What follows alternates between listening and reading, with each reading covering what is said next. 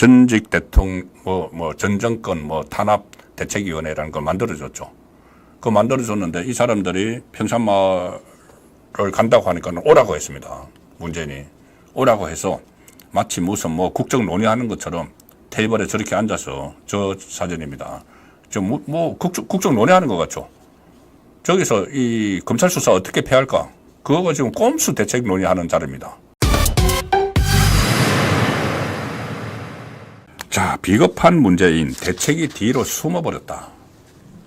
대책이 뒤로 숨어버렸다. 과거에도 전직 대통령이 많은 수사를 받고 어려움도 겪고 했습니다. 그때마다 정치보복 이야기도 나왔고, 또 심지어 구속되기도 했고, 수사를 받다가 극단적인 선택을 한 전직 대통령도 계시고 하죠. 그렇지만 그 전직 대통령들은 수사를 받고 할 때 국민들을 상대로 이야기를 많이 했습니다. 국민들에게 억울하다고 하든지 아니면은 정말 성실히 포트라인에 노무현 전 대통령처럼 포트라인에 서가지고 수사 잘 받고 나오겠다고 하든지, 그리고 이 골목 기자회견이었던 거예요. 그때 전두환 전 대통령처럼 그렇게 골목에서 기자회견을 해가지고 입장을 국민에게 밝히고 떠나든지 국민에게 뭔가를 이야기를 했습니다. 왜냐하면 전직 대통령이기 때문에. 그래도 5년 동안 나라를 경영을 했던 사람이죠. 그러면은 이런 의혹들이 불거지면은 당연히 국민에게 해명을 해야 됩니다. 억울하면 억울하다고 이야기를 하든지, 검찰이 나를 표적으로 삼아서 수사를 하는데 국민이 지켜달라고 하든지, 기자회견을 열어도 몇 번을 열으셔야 되죠. 퇴임 이후에, 퇴임 때, 재임 중에는 말할 것도 없고, 퇴임 이후에 지금 2년 이상을 문재인 수사, 김정숙, 무슨 간봉권 특활비 이용, 이것저것 다 쏟아지는데 말 한마디도 하지 않고 있고, 특히 지금은 뇌물죄입니다.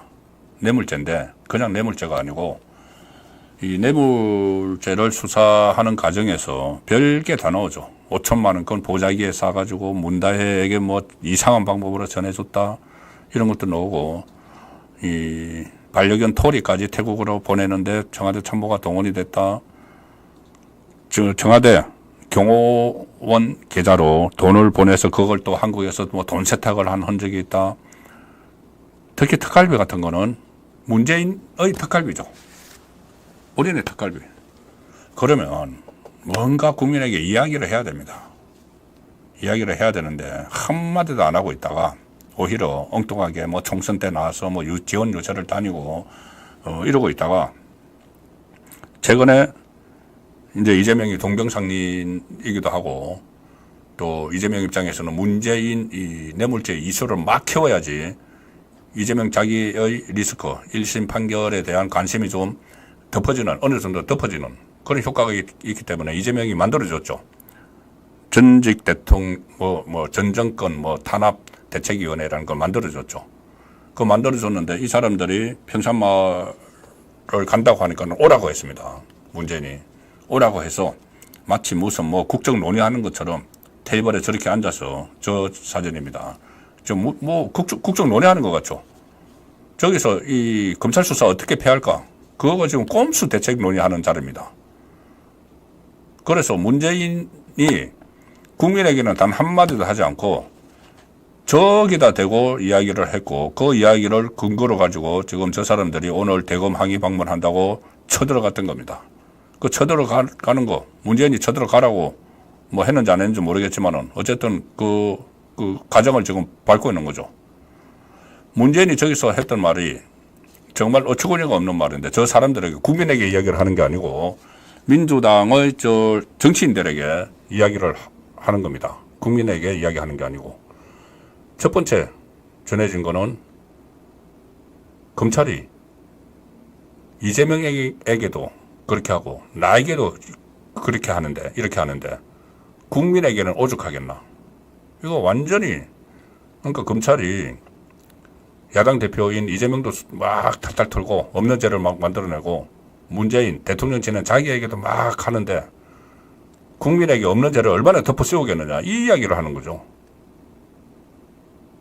일반 국민은 평생 살아가면서 검사 앞에 서는 국민 거의 없습니다. 아주 극소수입니다.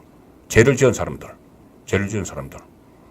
이재명이나 문재인 본인이나 죄를 많이 지었기 때문에 지금 문재인 같은 경우는 9명의 검사가 총 투입돼서 청와대 당시 참모들 20명 이상을 소환을 했고 특히 비서실장을 했던 임종석, 민정수석 조국까지 다 소환을 했는데 거기에 대한 어떤 설명은 하나도 없이 저렇게 이야기합니다.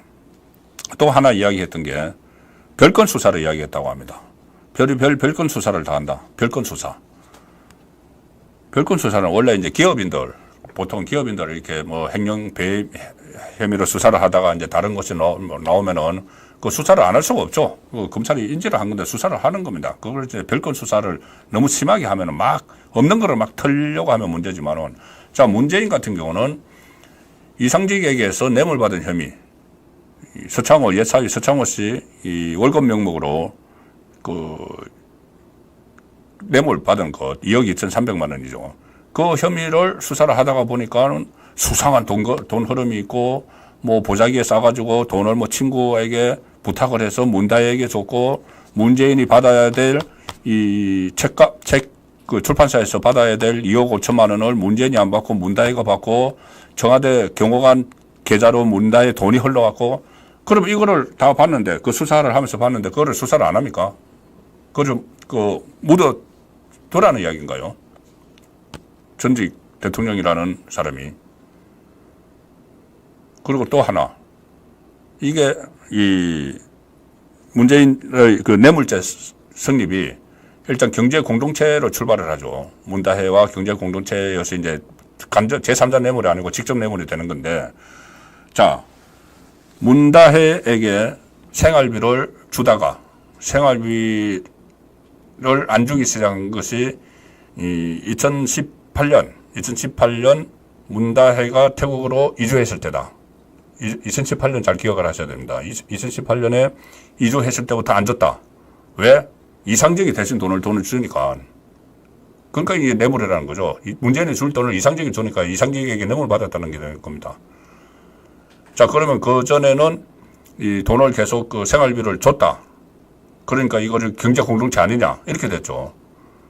그런데 문재인이 이 국민에게 이야기하는 게 아니고 민주당이 이제 자기를 구하러 온 사람들한테 이야기하는 거는 그거 생활비 쪽으로 준 게 아니고 임대료로 준 거야. 임대료. 무슨 말이냐면은 사위 서창호가 그때 이 태국 가기 전에 구기동에 자기 빌라가 있었죠. 구기동 빌라. 그거를 나중에 이제 뭐 태국으로 갈 때 문다혜에게 이상하게 증여를 하고 또 팔고 이제 태국 가고 그런 집이 하나 있었는데 문재인이 그 집에 거주를 했기 때문에 2016년 그러니까 2017년 대통령 되기 전에 2016년까지 거주를 했기 때문에 거주를 해서 돈을 줬다. 임대료를 줬다. 임대료를 준 거지 생활비 준 게 아니다. 이렇게 이야기합니다.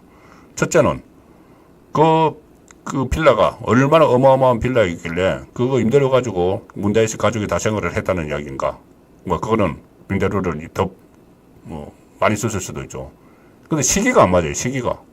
제가 조금 전에 2018년부터 그 이상직에게 돈 받고 지원이 끊어졌다고 했지 않습니까? 그런데 문재인은 2016년까지 거기 살았던 거죠. 그럼 2년 동안은 딴 데 가서 살면서 문재인이 2년 동안은 딴 데 가서 살면서 임대료를 줬다는 이야기가 되는 거죠. 딸에게. 앞뒤가 안 맞는 지금 해명을 하고 있고 그걸 또 듣고 왔다고 그걸 언론에 또 해명이라고 또 하는 민주당 의원들도 있고 그리고 또 하나 문다혜 태국 이주에 관여하지 않았다. 나는 일절 도움을 주지 않았다. 이게 지금 말이 되는 이야기입니까? 지금 청와대 참모들 20명 이상이 지금 소환이 됐고 돈이 왔다 갔다 한 그 흔적들이 다 있는데 중진공 이사장을 시켜주고 나중에 국회의원 배치까지 달아주고 이제 도와줬으니까 태국 이주를 도와줬으니까는 이상적이. 그런 것들이 다 있는데 그걸 깡그리 무시하고 그냥 나 도와주지 않았어. 그렇게 알아. 그러니까 그걸 또 듣고 온 민주당 의원들이 와서 막 그렇다고 합디다 뭐 그러고 이 문재인이 화가 많이 난 것 같다는 이런 말까지 하고 다닙니다. 그 갔다 온 사람들이. 화는 국민이 내야지 왜 본인이 화를 냅니까? 어쨌든 그런 식으로 해서 대책위 뒤로 숨어버렸고 오늘 대책위 대검 항의 방문 쇼까지 이제 벌였습니다. 이거 완전 쇼죠. 대검에 항의 방문 한다고. 항의하는 게 아니라 급박하러 간 거죠. 항의 방문 쇼까지 벌어졌고 그래서 이제 선택적 병명으로 뇌물 일관을 하는 뇌물 혐의자 문재인 이렇게 했는데 문재인은 본인이 대통령 재임 중에도 항상 꼭 말을 해야 될 때는 안 합니다. 말을 해야 될 때 입을 열고 국민에게 설명을 해야 될 때는 안 하고 자기에게 조금 불리하면은 그걸 가지고 막 역정을 내고 그랬죠. 문재인 재임 때 조국 사태가 터져서 그렇게 나라가 어지러웠는데 거기에 관련해서 문재인이 조국 사태에 대해서 현직 대통령으로서 인사권자로서 임명권자로서 뭐 한마디 한 적이 없습니다. 나중에 기자회견 때 기자가 물어보니까는 조국에게 마음의 빚이 있다. 뭐 그런 식으로나 이야기를 했죠. 그리고 또 윤미향 사태 때도 문재인은 말을 안 했습니다. 그렇게 나라가 시끄러운데도 문재인은 말을 안 했습니다. 그전에는 위안부 할머니들을 뭐 초청도 하고 해서 정치적으로 뭐 활용도 했는데 그런 큰 피해를 당한 할머니들이 있는데 윤미향 사태에 대해서 문재인 재임 중에 말 안 했습니다. 선택적으로 침묵을 하고 또 선택적으로 분노를 하는 경로했다 이런 말을 하고 나왔는데 경로했다고 나온 게 제 기억에 한 두 가지가 있는데 다 본인 개인과 관련된 겁니다. 하나는 지금 살고 있는 그 평산마을을 대통령 임기 중에 이 사저 신축 공사를 하는데 그 농지법 위반이었습니다. 그 농지를 사려면은 그 용동 계획서도 작성을 해야 되고 그 농사를 지은 경험이 있어야 되는데 그때 뭐 농사 경력 10몇 년 뭐 용동 계획서 가짜로 만들어 가지고 농지를 샀죠. 그래서 그게 논란이 됐습니다. 논란이 되니까 그때 문재인이 반응을 했습니다. 다른 거는 조국 사태, 윤미향 사태도 반응을 안 하던 문재인이 그때 좀스러운 일이다, 민망한 일이다. 그걸 문제 삼는 야당과 언론을 두고 좀스럽다. 그러면서 경로했다. 그 말이 좀 그때 청와대에서 나왔습니다. 그리고 또 한번 경로했다고 이야기 놓은 게 뭐냐면은 일반 그 시민단체 대표가 문재인의 국정 운영을 비판을 하는 전단을 그때 국회에서 뿌렸습니다. 그런데 그 전단을 뿌린 사람을 이 모독죄로 고소를 했습니다. 현직 대통령이 본인을 비판하는 국민을 모독죄로 고소한 것은 사상 처음입니다.